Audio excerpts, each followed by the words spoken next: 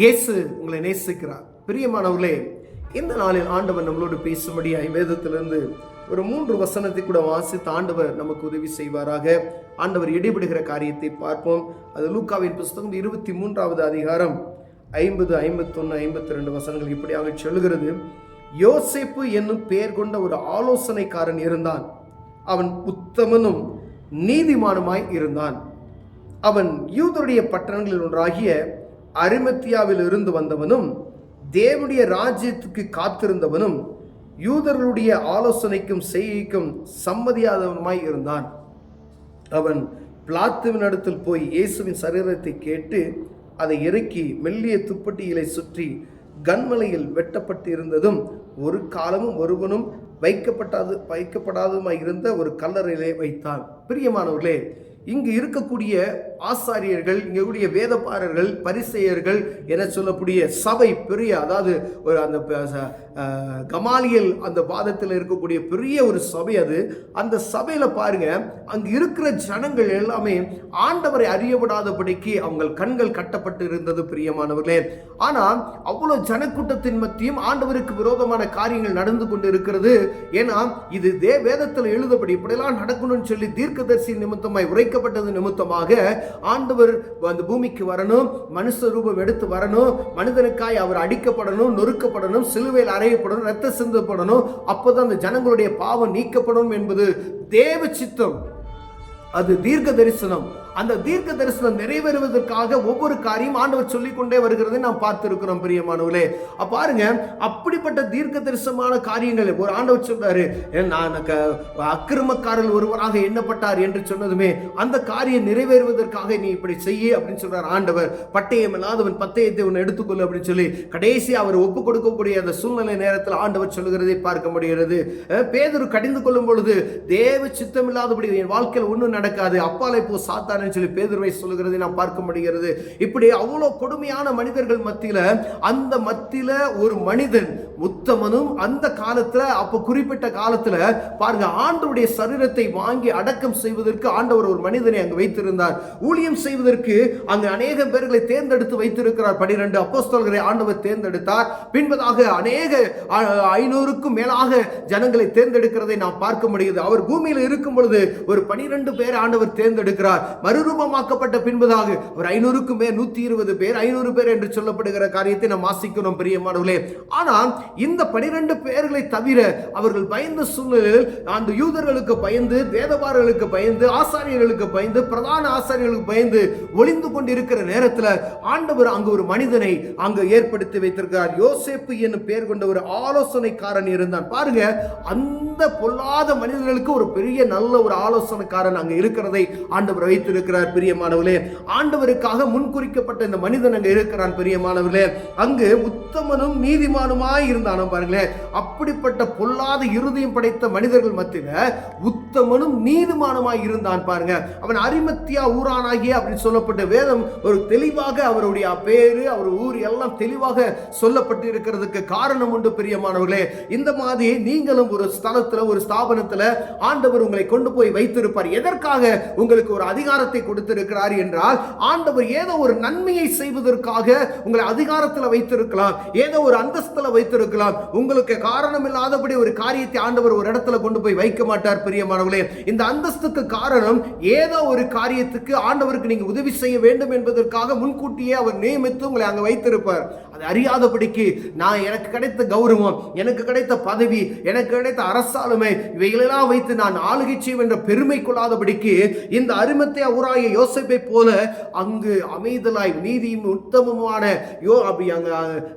ஆண்டவர் அநேக மனிதர்களை குறித்து வேதத்தில் எழுதப்பட்டிருக்கிறது. புதிய ஏற்பாட்டில் ஆண்டவர் அங்கு ஆண்டவருடைய சரீரத்தை பெற்றுக்கொள்வதற்கு ஒரு மனிதனை அடையாளப்படுத்துகிற காரியத்தில் பாருங்க, உத்தமனும் நீதிமானுமாய் இருந்தான் அப்படின்னு சொல்லி ஆண்டவர் அந்த இடத்துல எழுதி வைத்திருக்கிறார். பிரியமானவர்களே, அவன் யூதருடைய பட்டணங்கள் ஒன்றாய் அரிமத்தியா ஊரில் இருந்தவனும் தேவனுடைய ராஜ்யத்துக்கு காத்திருந்தவனுமாய். அப்ப முன்குறிக்கப்பட்ட மனிதன் அவன். தேவனுடைய ராஜ்யத்தில் வருவதற்கு காத்திருந்தவன், இந்த நாளுக்காக அவன் வைக்கப்பட்டிருந்த மனிதன். பிரியமானவர்களே, அப்படிப்பட்ட ஒரு மனிதனை போல நாம் எங்காவது வைக்கப்பட்டு இருக்கிறோமா? ஒரு சபையில நீங்க அப்படி போயிட்டு வைத்திருக்கலாம், உத்தம குணம் உங்கள்கிட்ட இருக்கலாம், நல்ல மனிதனாய் இருக்கலாம், உங்களை பயன்படுத்தாதபடிக்கு நீங்கள் உங்களை அடக்கி கொண்டு இருக்கலாம். ஆனா ஆண்டவர் பயன்படுத்த வேண்டிய நேரத்தில் பயன்படுத்துவதற்கு எப்பொழுதும் நீதி உள்ளவர்களாய் காணப்படும்படி அழைக்கப்படுகிறோம். உத்தமம் என்று அழைக்கப்படுகிற ஒரு காரியத்தில் நாம் அழைக்கப்படுவதற்காக நாம் அழைக்கப்படுகிறோம். பிரியமானவர்களே, இந்த யோசேப்புக்குள்ள இருந்த குணம் எனக்குள்ள வேணும் அப்படின்னு சொல்லுங்க. நீங்க அரசாங்கத்தில் நீங்க பணிபுரியுறீங்க அப்படின்னு சொன்னா, நீங்க அந்த இடத்துல உத்தம இருதயத்தோடு பணிபுரிந்து ஆண்டவர் உங்களை கொண்டு ஒரு பெரிய காரியத்தை செய்ய வல்லமையுள்ளவராக இருக்கிற பிரியமானவர்களே, ஒரு பெரிய சபையில நீங்க அங்கத்தினராக இருக்கலாம். ஒரு சபையில உங்களுக்கு ஆண்டவர் ஒரு பொறுப்பை கொடுத்திருக்கிறார் என்று சொன்னால், அந்த பொறுப்புல மேன்மை பாராட்டுவதற்கு ஒன்றும் இல்லை. ஆனா ஆண்டவருக்காக ஏதோ ஒரு காரியத்தை செய்வதற்காக அங்க இருக்கிற ஜனக்கூட்டத்தின் மத்தியில உங்கள் உயரான ஒரு பதவியை வைத்திருக்கலாம். பிரியமானவர்களே, அதுக்காக கவனமாய் இருக்கும்படி ஆண்டவர் உங்களோடு என்னோடு பேசுகிறார். இந்த நல்ல மனிதன் ஒரு ஆலோசனைக்காரன், ஒரு பெரிய இஸ்ரவேல் தேசத்தில் இருக்கக்கூடிய அந்த பெரிய அந்த சங்கத்துக்கு ஆலோசனைக்காரனாக இருக்கிறான். அந்த ஆலோசனைக்காரன் தான் உத்தம இருதயமுடையவனாய் இருந்தான். ஆண்டவருக்காக இந்த காரியத்துக்காய் காத்திருந்தவனாய் இருந்தான். பாருங்க, வந்தான் திடீர்னு. அவன் உத்தமன், அவன் தான் செய்ய முடியும். எல்லா மனிதரும் அந்த காரியத்தை செய்ய முடியாது, தேவ காரியத்தை. அவன் உத்தமன் நீதிமான் என்று அழைக்கப்பட்ட அந்த மனிதன் வந்தான். ஆண்டவர் சரீரத்தை தைரியமாய் கேட்டு வாங்கினா, கொண்டு போய் அடக்கம் செய்ததை நாம் பார்க்க முடிகிறது. வேதம் தெளிவாக அதில் எழுதப்பட்டிருக்கிறது. அப்போ உங்களுக்கு கொடுக்கப்பட்ட மேன்மை ஏதோ ஒரு ஆண்டவருடைய காரியத்துக்கு என்று மாத்திரம் அறிந்து கொள்ளுங்க. இது காலம் கடைசியா இருக்கிறது. எல்லாம் ஒவ்வொரு தீர்க்க தரிசனம் காரியங்கள் நடந்து கொண்டு இருக்கிறது. யுத்தம் நடந்தது, யுத்தத்துல ஒரு பெரிய பாதிப்பு ஏற்பட்டது. ஆனா அடுத்து இந்த காரியம் ஒவ்வொன்றும் வெளிப்படுத்தின விசேஷம் வரைக்கும் நடந்து கொண்டு இருக்கிறதை நாம் பார்க்க, கடைசி அதிகாரத்திற்கு நேராய் நாம் நடந்து கொண்டு இருக்கிறோம். வெளிப்படுத்தின விசேஷம் இருக்கக்கூடிய ஒவ்வொரு காரியமும் அந்தந்த நாள்ல நடந்து கொண்டு இருக்கிறது. நீ யோவானுக்கு வெளிப்படுத்தின காரியங்கள் நடந்து கொண்டு இருக்கிற அந்த காரியத்தில் நாம் ஒவ்வொரு நாளும் செய்தியின் வழியாய் கேட்டுக்கொண்டு இருக்கிறோம். அநேக ஊழியர்கள் பிரசங்கிக்கிறாங்க, இதுதான் இப்படிதான் இந்த காலத்தில் நடந்த ஒவ்வொரு தீர்க்க தரிசனம் முடிந்து விட்டது, அடுத்த தீர்க்க தரிசனம் இது, அடுத்த ராஜா எழும்ப போறான், இந்த ராஜா வரும்போது இதெல்லாம் நடக்கும் அப்படின்னு சொல்லி. அப்ப கிறிஸ்துவின் வருகை அதி சமீபமாய் இருக்கிறது. அந்தி கிறிஸ்துவின் ஆட்சிக்குள் உள்ள நுழைய போயிட்டோம். அவன் உள்ள இருக்கிறான், அவனுக்கு ராஜ்யபாரம் கிடைக்கும். அப்ப கடுமையான காலமாய் இருக்கும்.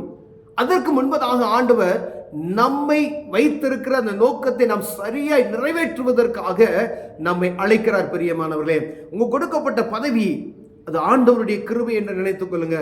ஏதோ ஒரு மனிதன், நீங்க எந்த ஒரு அதிகாரியா இருக்கலாம், அந்த அதிகாரத்துவத்தை ஆண்டவருக்காக பயன்படுத்த. ஏதோ ஒரு காரியம் உங்களை கொண்டு அங்க செய்வதற்காக ஆண்டவர் முன்குறித்து அங்க வைத்திருக்கிறார். கடுமையான காலம்தான், பயந்து ஓடுகிற ஒரு காலம்தான். ஆனா துணிந்து போய் யோசேப்பு ஆண்டவருடைய சரீரத்தை வாங்கக்கூடிய ஒரு சூழ்நிலை அங்க ஏற்படுத்துகிறதை நாம் பார்க்கிறோம். பிரியமானவர்களே, அதே போலதான் எஸ்தர் ராஜாத்தை அவர் கொண்டு போய் ஆண்டவர் ஒரு அரண்மனையில வைக்கிறாரு. நேபுகாத்நேச்சார்ட்ட அங்கு யூத ஜனங்களுக்கு ஒரு பெரிய அழிவு உண்டாகிறதை நாம் பார்க்க முடிகிறது. ஏற்ற வேளையில மொர்தெகாய் சொல்றாரு, போ உபவாசம் பண்ணு, ராஜாவிட்ட போ, உயிரே போனால் நான் போய் போறான்.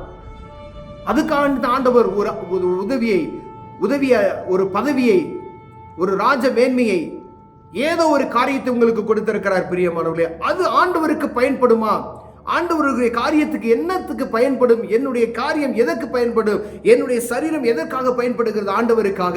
என்னுடைய பணம் எதற்காக பயன்படணும்? என்னுடைய நேரங்கள் எதற்காக பயன்படும் என்று ஆராய்ந்து பார்க்கிற ஒரு அனுபவத்திற்கு நேராக கடந்து செல்லும்படி அழைக்கப்படுகிறோம். பிரியமானவர்களே, உங்களுக்கு ஒரு மேன்மை இருந்துச்சு சொன்னா அது ஆண்டவருக்கு எந்த வழியில பயன்பெறும் என்பதை நாம் அறிந்து கொள்ளும்படி அழைக்கப்படுகிறோம். ஒருவேளை அதை அறியாதபடி இருப்பீர்களானால், இந்த ஆண்டவர் எனக்கு கொடுத்த இந்த உயர்வு, ஆண்டவர் கொடுத்த இந்த மேன்மை, ஆண்டவர் கொடுத்த இந்த செல்வம், ஏதோ ஒரு காரியத்துக்கு ஆண்டவர் எனக்கு கொடுத்திருக்கிறார், அதை அறியும்படிக்காய் நீங்கள் விழித்திருப்பீர்களானால் ஆண்டவர் உங்களை கொண்டு செய்ய வேண்டிய காரியத்தை கருத்தாய் நேர்த்தியாய் ஒழுங்கும் கிரமமாய் செய்வார். பிரியமானவர்களே, கண்களை மூடுவோம், ஜெபிப்போம். அன்பின் தகப்பனே, எங்களுக்கு கொடுத்த மேன்மை ஆண்டவருடைய நாம மகிமைக்கை ஆண்டவரே, அதை நாங்கள் அறிந்து கொள்ள உதவி செய்யும். இயேசுவின் நாமத்தில் பிதாவே, ஆமென்.